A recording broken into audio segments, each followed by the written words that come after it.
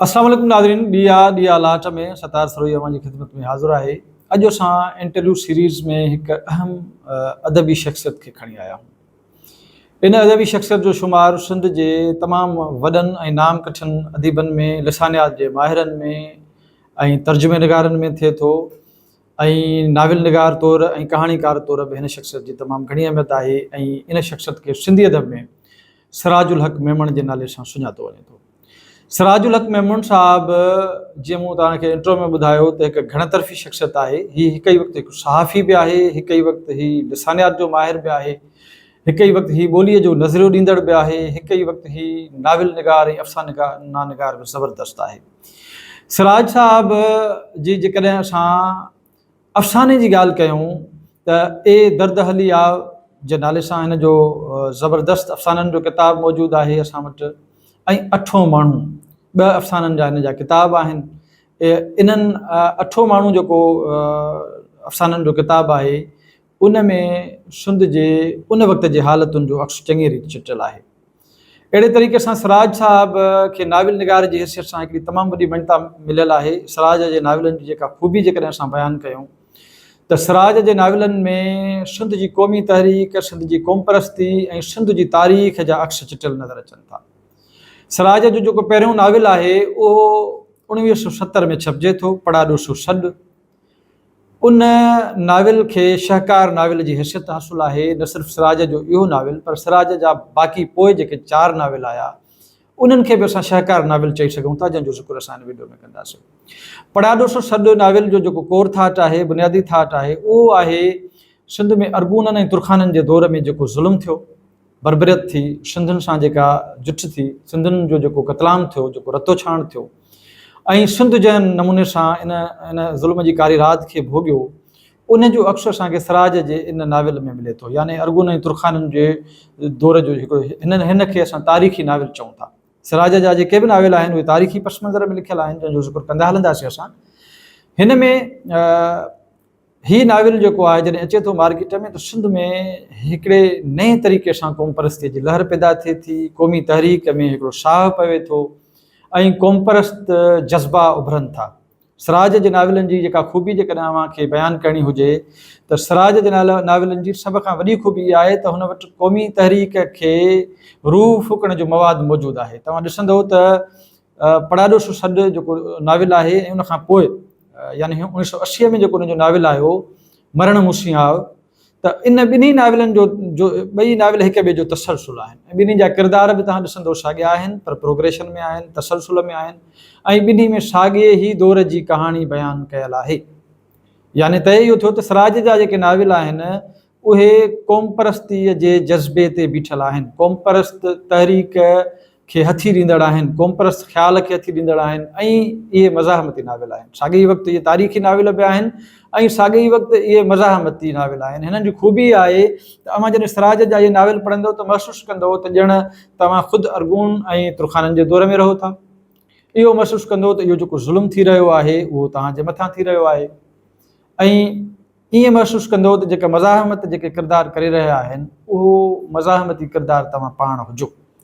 हीअ तमामु वॾी कंहिं बि नाविल निगार जे लाइ या कंहिं बि कहाणीकार जे लाइ या कंहिं बि नसुर नवेश जे लाइ इहा वॾी अचीवमेंट हूंदी आहे त उहो पंहिंजे पढ़ंदड़ खे ईअं एंगेज करे जो पढ़ंदड़ ईअं सम्झे त ॼण हू पाण इहो किरदार आहे। सो सिराज जे नाविलनि में इहा ॻाल्हि तइ करे ज़हन में रखी छॾियो त तारीख़ी उञाण, मज़ाहमती उञाण ऐं इन सां गॾोगॾु क़ौम परस्तीअ जी लहर असांखे सिराज जे नाविलनि में मिले थी।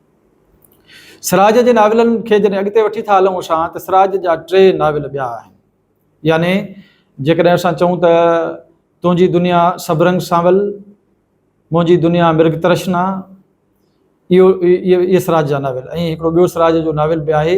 ऐं अहिड़े तरीक़े सां टिनी नाविलनि खे गॾाए हिकिड़ी ट्रियालॉजी आंदी वई आहे। सिराज जे नाविलनि जी ट्रियालॉजी आहे प्यासी धरती रमंदा बादल जे नाले सां।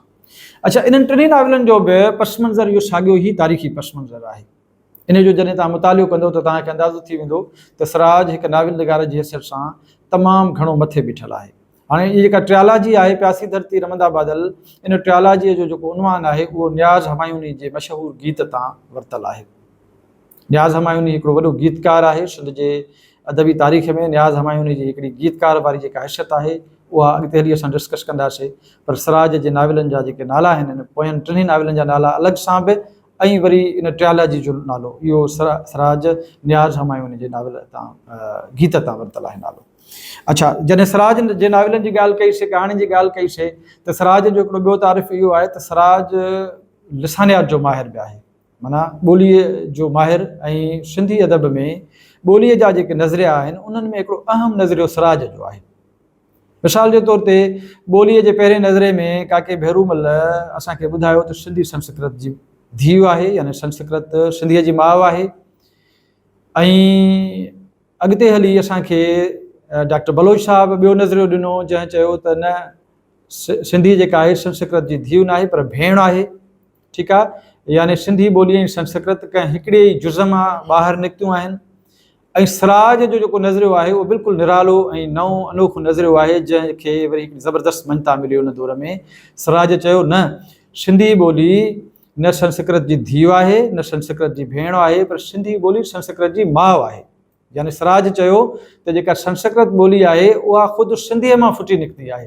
त हीउ हिकिड़ो ज़बरदस्त क़िस्म जो नज़रियो आंदो पंहिंजे वक़्त में। ऐं हिन नज़रे जीअं मूं तव्हांखे ॿुधायो त सिराज जो सॼो जेको नसुर आहे उहो असांखे क़ौमी तहरीक खे उभारींदे नज़र अचे थो, क़ौमपरस्त फ़िक्र खे उभारींदे नज़र अचे थो। त हिन नज़रे सां बिल्कुलु वरी हिकिड़े नओं थॉट प्रोसेस शुरू थियो ऐं सिंध जे माण्हुनि नए सिर सोचणु शुरू कयो ऐं सिंध जे माण्हुनि खे पंहिंजी ॿोलीअ ते नाज़ थियणु लॻो। छाकाणि त सिंधी माण्हुनि खे इहो अहसासु थी वियो त सिंधी एॾी क़दीम ॿोली आहे जो बाक़ी ॿोलियूं उन मां फुटी निकितियूं आहिनि। सिराज जे हिन जेको नज़रियो आहे इहो हिकु ई वक़्तु डॉक्टर बलोच जे नज़रे खे रद्द करे थो, काके भेरूमल जे नज़रे खे रद्द करे थो, ऐं जिन बि आलमनि इहा ॻाल्हि कई आहे उनखे रद्द करे थो पियो। ऐं पोइ सिराज जे नज़रे खे बाक़ाइदा सिंधीअ में मञता मिले थी ऐं हिकिड़ो क़ौमी वलवलो, जोश, जज़्बो इहो पैदा थिए थो। अहिड़े तरीक़े सां सिराज असांखे सिंधी अदब में नुमाया हैसियत में नज़र अचे थो। सिराज जे शख़्सियत जो जेको सहाफ़ती पहलू आहे उहो बि अहम आहे, उनखे बि तव्हां ज़हन में रखिजो। सिराज हिलाल पाकिस्तान अख़बार जो एडिटर रहियो। हिलाल पाकिस्तान जॾहिं अख़बार निकिती त उनखे उरूज ॾियण वारो सिराज हुयो। ऐं सिराज हिन अख़बार खे बाक़ाइदा रंगीन छापे में खणी आयो। ऐं सिराज जा जेके एडिटोरियल या सिराज जो जेका कालम हूंदा हुआ उनजी बि हिकिड़ी अहमियत हूंदी हुई उन दौर में। सो सिराज हिकिड़ो इनकलाबी क़िस्म जो शख़्स, हिकिड़ो क़ौमपरस्त क़िस्म जो इंसानु ऐं हिकिड़ो ज़बरदस्त नाम कठो अदीब हो। ऐं उनजे शख़्सियत जा ॿिया बि पहलू आहिस्ते आहिस्ते असां डिस्कस कंदा हलंदासीं। सो उमेदु आहे त सिराज जी शख़्सियत जे हवाले सां बुनियादी जेके ॻाल्हियूं आहिनि उहे अव्हांखे सम्झ में अची वियूं हूंदियूं। ऐं यकीननि इन्हनि ते डीप स्टडी तव्हांखे पाण करणी पवंदी, डिटेल में तव्हांखे रिसर्च करणियूं पवंदियूं। जॾहिं बि तव्हां सिराज जी शख़्सियत ते ॻाल्हाइणु चाहियो त उनजा बहरहाल थुले लेखे इहे ई पासा आहिनि उनजी शख़्सियत जा। सो मां उमेदु कयां थो त हीअ असांजी वीडियो तव्हांजी कमु आई हूंदी। सो यकीननि हीअ रहनुमाई ऐं तव्हांजी शख़्सी ऐं ज़हनी तरबियत जे लाइ असांजो जेको हमसरी जो सिलसिलो आहे सो इहो हलंदो रहंदो, तव्हां ई असांजो नातो जुड़ंदो रहंदो, अॻिते वधंदो रहंदो। सो उमेदु आहे त तव्हां असांजे हिननि वीडियोज़ खे न सिर्फ़ु पंहिंजनि दोस्तनि सां शेयर कंदो, पाण बि ॾिसंदो, लाइक कंदो ऐं बेल आइकन खे दॿाईंदो त जीअं असांजा वीडियोज़ तव्हांखे नोटिफिकेशन जे ज़रिए मिलंदा रहनि। सो मोकिलाणी न आहे, जॾहिं पेर ते न ख़ैर।